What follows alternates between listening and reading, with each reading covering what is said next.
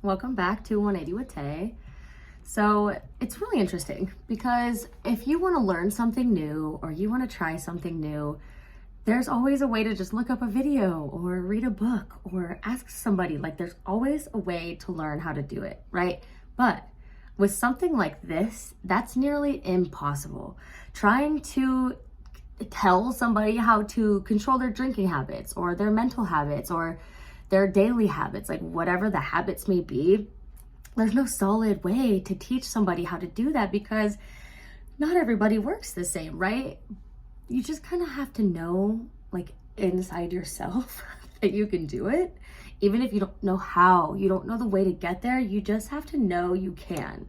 Like once you start wanting it bad enough, you'll definitely know you can. Mostly when it comes to drinking or, shitty habits that you have. Like once you get over it, like once you are like, I don't want to do this anymore, it almost becomes easier to follow the steps to get to where you need to be to let those habits go, right? And in regards to drinking, like, of course, I know that AA exists and that there's a whole book on directions for sobriety. I've gone over the 12 steps. I've attended AA. I've researched the shit. Like, I just know that that's not what I'm after at this point in my life, right? And it doesn't really need to be. Obviously, moderation, 100%. But complete sobriety doesn't really seem to need to be the situation. But I do know that AA absolutely works for the people that need it, right? For alcoholics that feel that it is necessary for them. And I'm so grateful that it does exist and that it helps as many people as it does. I'm just going in a different direction, and that's all I'm saying here, right? And again, people deal with things in so many different ways. Like it's mind-boggling. Something can be so clearly wrong that you still keep doing it, that it's almost just like, why? With like a toxic relationship, which I don't know if everyone's been there, but I certainly have. Let's say you harm yourself in a certain way. Like it's really hard to just stop, right? Until you know that I'm over it, right? I don't want this in my life anymore. I don't want it to be part of me. I don't want it to be part of my life. It's so hard to quit when you're in the moment. So to tell somebody that something works 100% of the time when it has to do with themselves, when we all react to things differently, it just doesn't work. So basically, first, I just want to say that the reason I'm calling this episode Intermission, is not only because it's named after my favorite song, Intermission by Jack Beats, but I have been working on some other stuff and I'm keeping this one kind of short, and I'm just letting my mind go in different directions, but I'm still going to be making episodes because I have so much on my mind all of the time. So anyways, I just finished reading this book and it's a wonderful book by Charlie Gray. It's called At Least I'm Not the Frog. And the main message is exactly what I'm talking about here. We're all going at our own pace. Like we all have our own destinies, our own time frames. It is so fucking important just to embrace yours, right? Let go of expectations from others and just be you on your own path.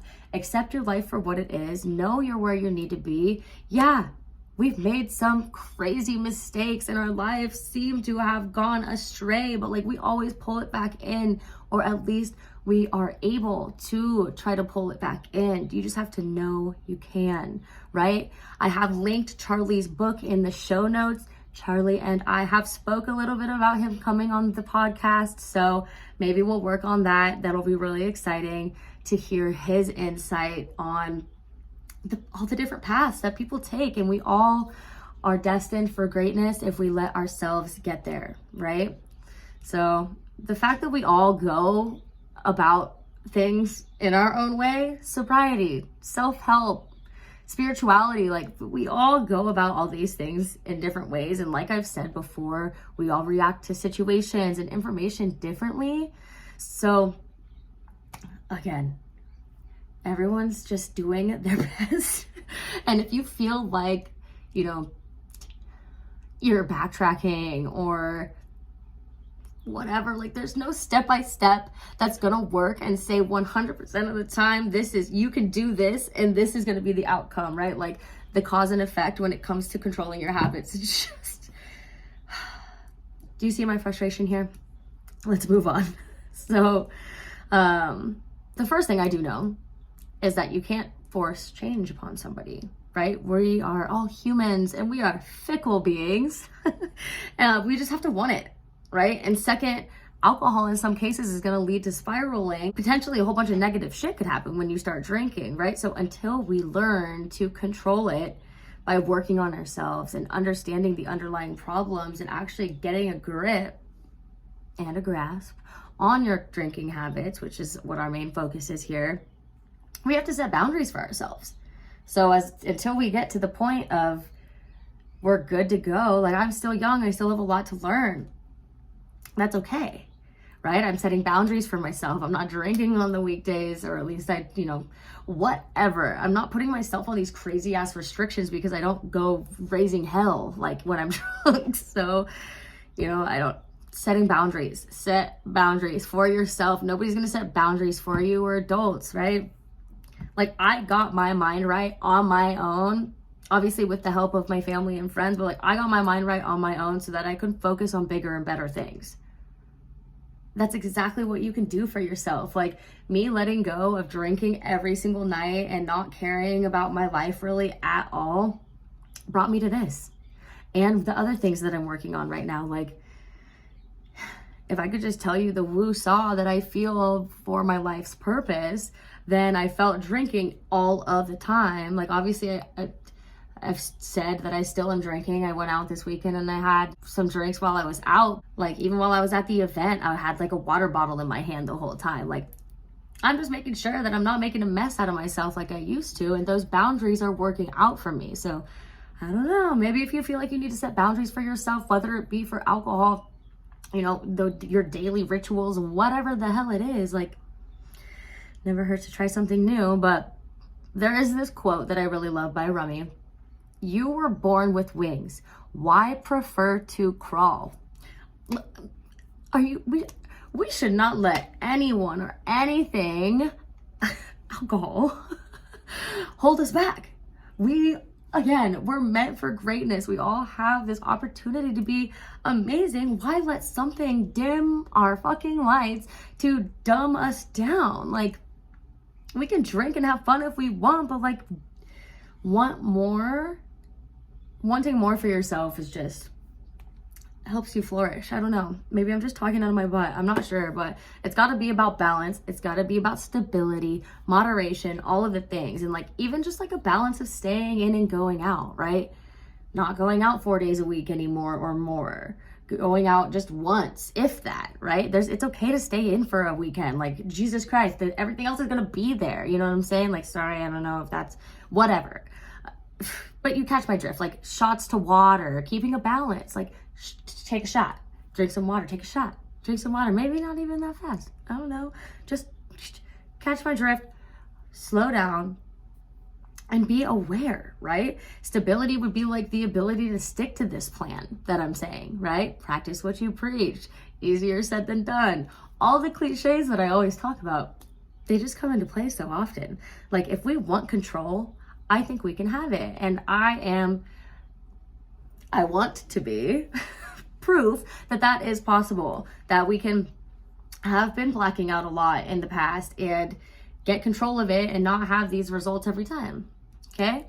So this brings me to my last and final bit for this episode. Like I said, I'm going to keep it pretty short, but I have my own form of meditation and I just wanted to share it because I don't know if anybody needs to hear this. So if somebody does, I hope it helps. And I know there's tons of different forms of meditation. This is just the one that works for me when I'm stressed, when I feel low, when I feel any type of way that I don't want to feel. This is what I go to. So we all know about dream boards, a huge form of manifestation and affirmations. It's a huge technique in the manifestation world. So dream boards has everything you want on it, pictures of all of the stuff, right? So what I want you to do is take all of those and write out your perfect day. Journal it, write it in a note in your phone, whatever. Just journal it out. Mine's long. So however long it needs to be to answer all the questions, like from start to finish, every single aspect. what you're wearing, what your room looks like, what your house looks like, what you see when you look out the window of your house, what your car looks like, the animals in your home, the people in your home, the literally the rug that you step on when you get out of bed, how comfy your bed is when you wake up, the robe you put on when you get out of the shower, the music that's playing in the speakers, like all of it, your occupation, the food you're eating, the clothes you're wearing, the people you're around when you leave, the things that you do when you leave, all of it. Write it all out. Make it be the best badass day you could ever think of. Like mine has boat rides, F1 races, fucking bonfires with my friends. Like I could go on and on about how beautiful and amazing that I made my day, my perfect day. And then when you're feeling stressed, anxious, whatever it is that you're feeling, go back to this journal and read it. Feel it. Literally, like, put yourself in those shoes and feel the entire day from start to finish. And like literally feel it. I wish I could like explain that, but just like feel how fucking good it feels to have everything you've ever wanted in the perfect form. And I bet you'll come out of that schlempy feeling that you were in before. So I suggest trying these things, not only to keep your mind focused on like what you can have in life, but also just to keep your manifestations trying to come into your reality. Feeling those things is going to bring them to you a lot faster. The world of manifestation says be delusional, and I am with it. So the more you focus on your best self, the better. And like, just let life fall into place for you, and it'll all happen in divine time.